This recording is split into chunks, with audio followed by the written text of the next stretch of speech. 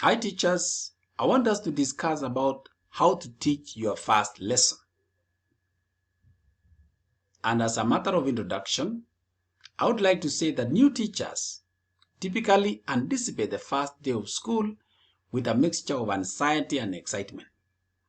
They may have gained experience teaching in a controlled environment under the tutelage of a supervising teacher in a student teaching position.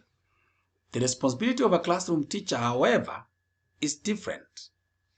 The first day of class is your opportunity to present your vision of the class for prospective students.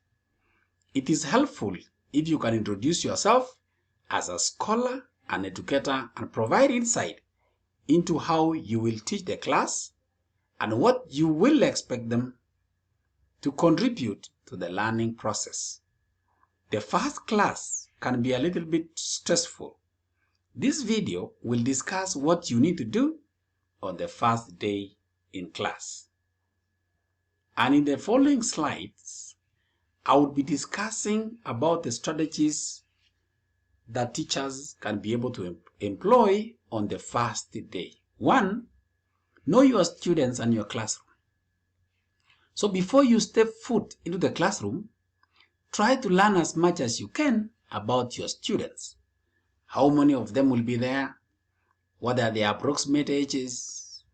Whether they are males and females? Their background?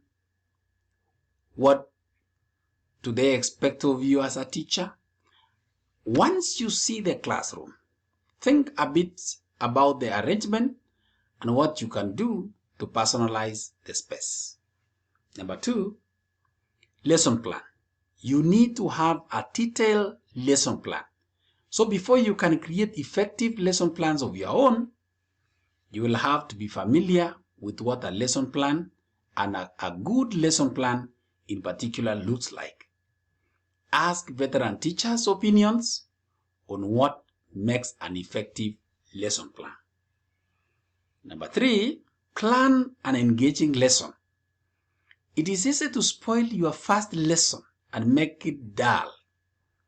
Don't fall into the trap of creating a boring hour, of you lecturing your students to sleep while you all pray for it to end as fast as possible.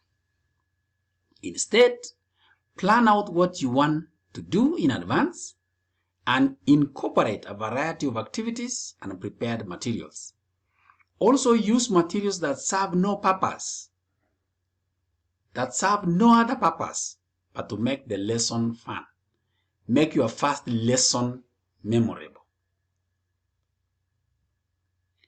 Number 4, now practice and then practice again. New teachers will spend hours just looking at their lesson plan.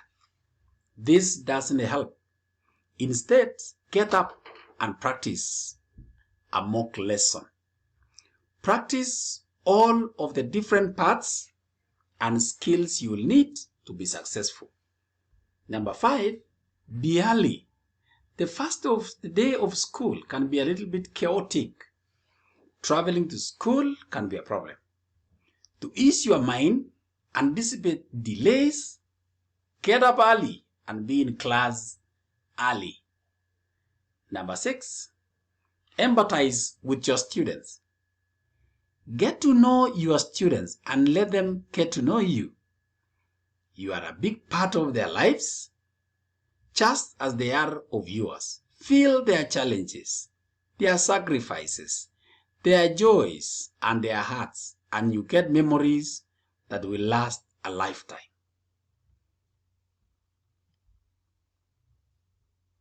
Number 7, prepare an introduction. Just as you want to know your students, they will also want to know about you. Prepare and practice an introduction that will tell students something about you. Make it interesting. This is a great opportunity to connect with your students and to get them engaged and comfortable asking questions. 8, establish classroom rules. Talk to your students about the kind of classroom you want to have. For example, do you want a classroom that is fun, respectful, motivated and hardworking, then work together as a class to create a list of classroom rules. You'll be surprised to find that students will often make rules that are much harsher than your own. Number 8, smile. It may seem silly, but powerful as well in terms of putting the students at ease and setting the development of student-teacher and student-student rapport in action. Number 10, listen to your students. This will help you discover what their goals are, what they expect from you and the course, and what they are worried about or fear of. This valuable information will help you provide them with better learning and deliver a successful lesson or a successful course. Number 11, encourage autonomous learning. Encourage autonomous learning. This means that you develop your students' capabilities of learning outside the classroom and help them to recognize the areas that require further development. To encourage autonomy, you need to motivate students to explore and learn how to practice the language outside the classroom. Number 12, tell students where to start from. Clarifying things from the start is very important. So it would be very helpful if you tell your students from the first class about what they will learn, how to study for the course, and the important points to focus on. Number 13, assess and reflect. As a new teacher, part of the lesson planning process is what comes after the lesson is over. What is gathering feedback and then reflecting upon and revising your lesson plan. Your plans should include an assessment or a reflection at the end that allows you to track how successful the plan was. Feedback of all types will be helpful. 14, familiarize yourself with available resources for new teachers. Find out what resources are available for new teachers to use in your school. Ask your administrator, your colleagues, etc. to show you the resources that you should or could be using. Examine those resources closely and become familiar with them. Number 15, and the last one, be a lifelong learner. You should never stop learning as a teacher. Set goals for yourself as a teacher each month, each week, and year, and strive towards them.